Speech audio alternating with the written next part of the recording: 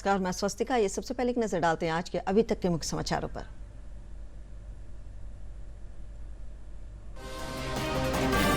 राज्यपाल राजेंद्र विश्वनाथ आर्लेकर ने कहा कि स्वस्थ रहने के लिए खान पान में मोटे अनाज को शामिल करने की है जरूरत।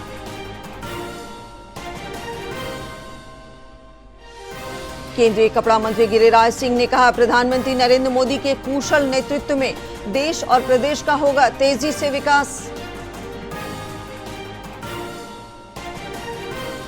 पटना जिले के बाढ़ में गंगा नदी में एक नाव के पलटने से 4 लोग लापता। नाव पर सवार एक ही परिवार के 17 लोगों में से 13 को बाहर निकाला गया। आज गंगा दशहरा है। राजधानी पटना सहित प्रदेश भर में लोग गंगा नदी सहित विभिन्न नदियों में स्नान कर पूजा अर्चना कर रहे हैं।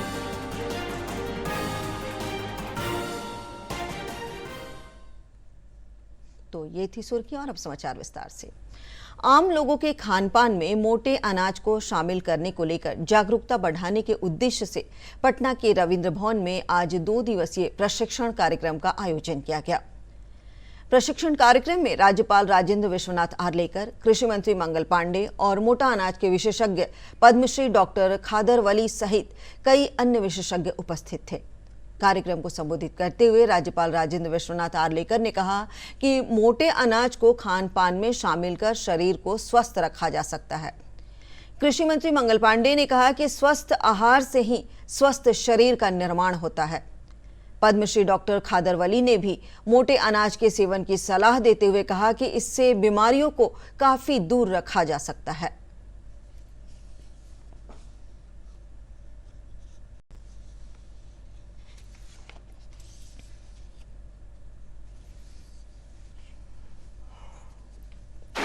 किसान भाई और बहन जो अपने काम कर रहे हैं, उन सबके लिए बहुत एक अच्छा अवसर है। उनकी समस्याएं क्या है, वो क्या विचार करते हैं, किस दिशा में सोचते हैं, इसके लिए उनके लिए बहुत ही लाभदायक हो सकता है। मुझे लगता है अपने किसान भाई बहन सभी जो है, जो मिलेट्स के या मोटा अनाज जिसे हम कहते हैं, उसका उत्पादन कर रहे हैं या करना चाहते हैं, ऐसे सभी विषयों के बारे में उनको बहुत ही जानकारी मिलेगी।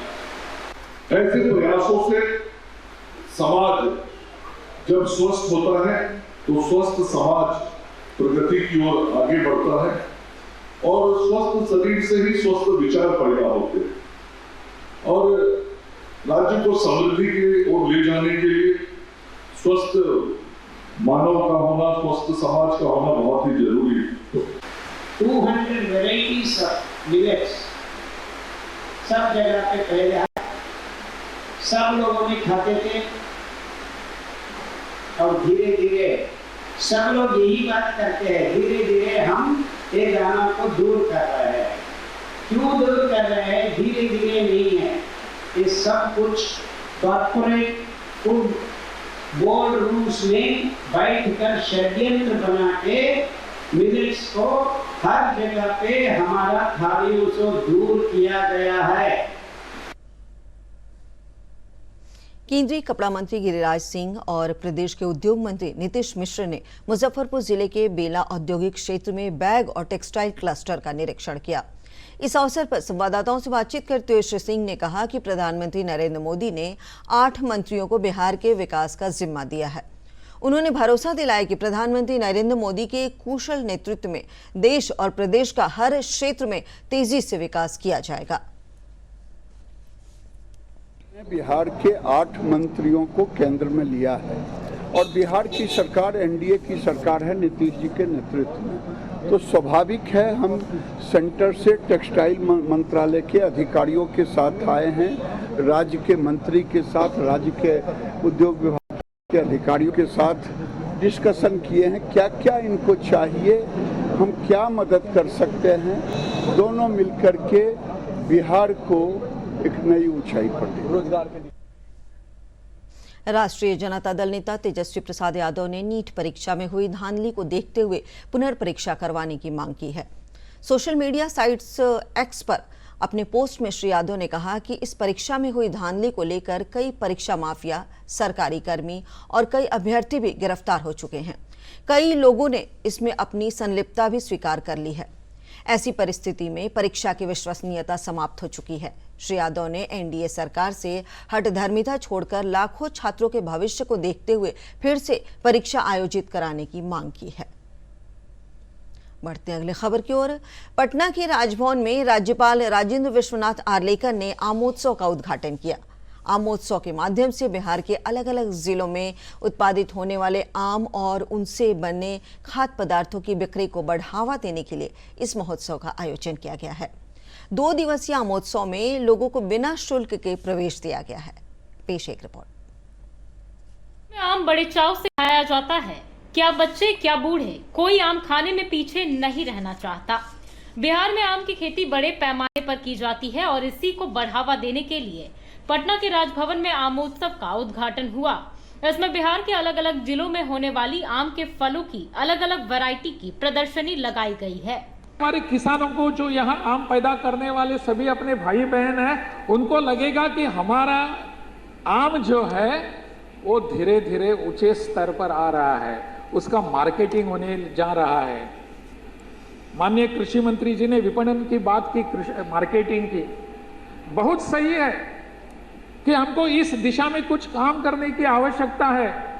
बिहार आमोत्सव 2024 में आम से बनी मिठाइयों, पेस्ट्री, केक और आइसक्रीम के भी स्टॉल लगाए गए हैं, जिसका लुत्फ उठाते हुए राज्यपाल और उप मुख्यमंत्री नजर आए। इस मेले के आयोजन का मकसद आम की खेती को पूरे प्रदेश में बढ़ावा देने के साथ ही आम से बने पदार्थों की बिक्री के लिए दूसरे राज्यों में बाजार तलाशना है। पहली बार शुरुआत हुई है और माननीय राज्यपाल महोदय जो पहल किए हैं, बिहार के मिट्टी का जो उपहार और वरदान है, ये वरदान पूरे देश और दुनिया को जाएगा। हर जिले का पहचान, जो विशेषता और विशिष्टता है, माननीय राज्यपाल महोदय और बिहार के मुख्यमंत्री जी ने कहा कि हर जिले का जो विशेषता विशिष्टता है, चाहे वो खान पान में हो, चाहे हमारी विरासत की पहचान में हो, प्रतिभा में हो, कलाकार में हो, सबका सम्मान और सब विरासत की चर्चा पूरे देश और दुनिया में करेंगे। उसकी 2 दिवसीय आमोत्सव कार्यक्रम में कृषि वैज्ञानिकों के साथ ही किसानों के बीच इसकी बागवानी को लेकर परिचर्चा का भी आयोजन किया गया। यह प्रदर्शनी आम लोगों के लिए 15 जून को शाम 6 बजे और 16 जून को सुबह 9 बजे से लेकर दोपहर 3 बजे तक खुली रहेगी। तो फिर देर किस बात की है, आइए और मीठे आम का लुत्फ उठाइए। ब्यूरो रिपोर्ट, दूरदर्शन समाचार, पटना। कटिहार जिले में नगर निगम की ओर से हजारों टन कचरा के निष्पादन के लिए कचरा प्रबंधन प्लांट का उद्घाटन किया गया। विधान पार्षद अशोक अग्रवाल, मेयर उषा देवी अग्रवाल और नगर आयुक्त कुमार मंगलम ने संयुक्त रूप से इसका उद्घाटन किया। विधान पार्षद अशोक कुमार अग्रवाल और नगर आयुक्त कुमार मंगलम ने कहा कि इस प्लांट के चालू हो जाने से अब कटिहार शहरी क्षेत्र में लोगों को गंदगी से राहत मिलेगी और कचरे का आसानी से निस्तारण भी हो जाएगा।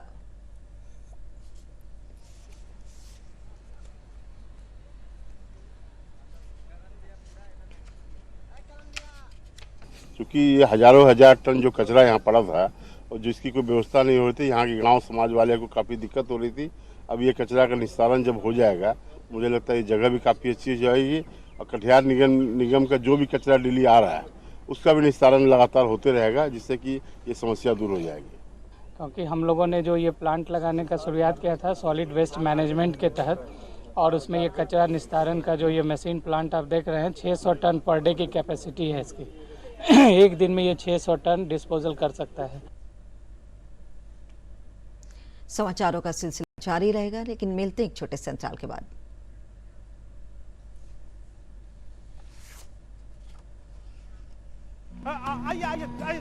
दादी देखो, नाव लगा है, चलो उस पर बैठते हैं। नहीं बबुआ, नाव पर जरूरत से ज्यादा लोग बैठे हैं, हम लोग उस नाव पे नहीं बैठेंगे। क्या हुआ बच्चा, आओ बैठ जाओ, दादी को भी लेके आओ। हम लोग को इस नाव पर नहीं बैठना, दादी कह रही है खतरा हो सकता है। बच्चा एकदम सही कहता है, हम सब भी ओवरलोड नाव पे नहीं सवारी करेंगे भाई। अरे अरे ओवरलोड नाव में यात्रा ना करें। नाव परिचालन के दौरान ताक झांक ना करें। चलती नाव में सेल्फी ना लें। नाव यात्रा के दौरान शांत बैठें। सूर्य उदय से पहले और सूर्यास्त के बाद नाव की यात्रा ना करें। बिहार राज्य आपदा प्रबंधन प्राधिकरण द्वारा जनहित में जारी। समाचारों में आपका फिर से स्वागत है। पटना जिले के बाढ़ में उमानाथ गंगा घाट से दियारा जा रही एक नाव के डूबने से 4 लोग लापता हैं। नाव पर 17 लोग सवार थे। अनुमंडल पदाधिकारी शुभम कुमार ने बताया कि नाव पर नालंदा जिले के मालती गांव के रहने वाले एक ही परिवार के लोग सवार थे। नाविक ने नाव पलटने के बाद 13 लोगों को पानी से बाहर निकाल लिया है। उन्होंने बताया कि 4 लोग अभी भी लापता हैं। घटना की सूचना मिलते ही प्रशासन और पुलिस के जवान घटनास्थल पर पहुंच गए हैं। डूबे हुए लोगों को निकालने के लिए राहत और बचाव का कार्य जारी है। स्थानीय लोगों ने बताया कि गंगा दशहरा को लेकर गंगा घाट पर आज काफी भीड़ थी। भीड़ को देखते हुए आज एहतियात के तौर पर प्रशासन को नाव परिचालन पर रोक लगाने की जरूरत थी। नाव पर क्षमता से अधिक लोगों को बिठाया जाता है।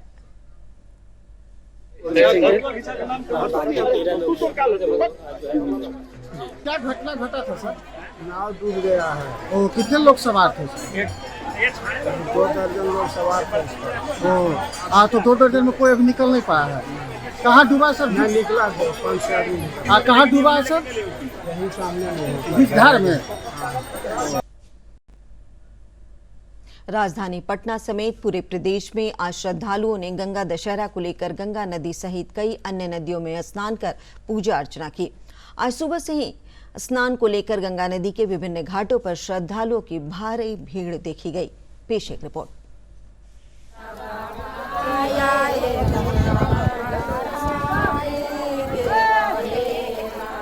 गंगा दशहरा के शुभ अवसर पर आज शहर से लेकर ग्रामीण इलाकों के लोग विभिन्न गंगा घाट पर स्नान करने पहुंचे। लोग सुबह से ही गंगा स्नान के बाद पूजा पाठ कर रहे हैं।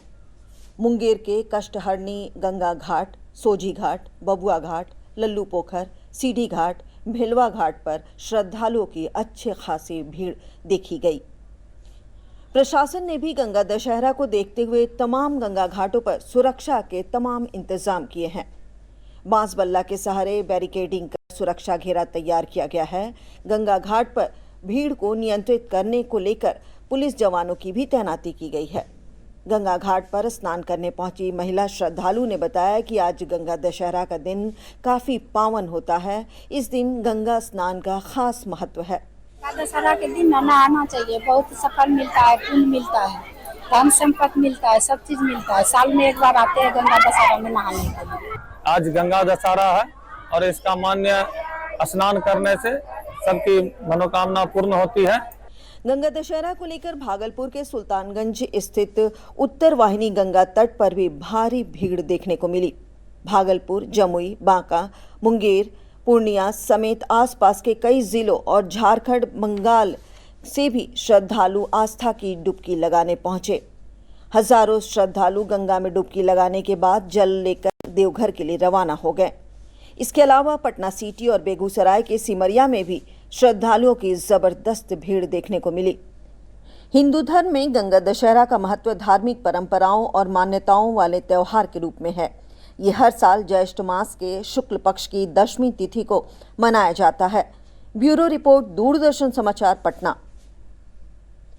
कुर्बानी का त्योहार बकरीद कल पूरे देश में मनाया जाएगा। इसे लेकर पटना सिटी में बकरी बाजार में रौनक देखने को मिल रही है। बकरीद को लेकर विक्रेता एक से बढ़कर एक बेहतर किस्म के बकरे को लेकर बाजार में मौजूद हैं। बकरीद मनाने वाले लोग भी पूरे उत्साह से बकरों की खरीदारी में जुट गए हैं। और अब मौसम। भीषण गर्मी से जूझ रहे प्रदेशवासी मानसून की राह देख रहे हैं। मौसम विभाग ने प्रदेश में 20 जून तक मानसून के आने की संभावना जताई है। मौसम विभाग से मिली जानकारी के अनुसार मानसून उत्तर पूर्व भाग से राज्य में प्रवेश करेगा। इसके कारण 19 जून की शाम से आसमान में बादल छाने लगेंगे।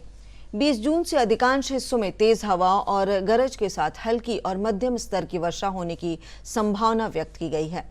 बारिश के बाद अधिकतम तापमान में कमी आने से लोगों को भीषण गर्मी से राहत मिलेगी। अगले 4-5 दिनों के दौरान बंगाल की खाड़ी के कुछ हिस्सों के साथ गंगा के मैदानी इलाकों और उत्तर पूर्वी हिस्सों में दक्षिण पश्चिम मानसून के आगे बढ़ने की परिस्थितियां अनुकूल बन रही है। और अंत में मुख्य समाचार एक बार फिर। राज्यपाल राजेंद्र विश्वनाथ आर्लेकर ने कहा कि स्वस्थ रहने के लिए खान पान में मोटे अनाज को शामिल करने की है जरूरत।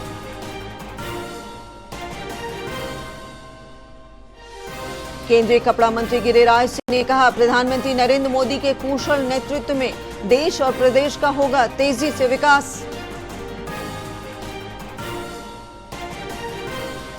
पटना जिले के बाढ़ में गंगा नदी में एक नाव के पलटने से 4 लोग लापता।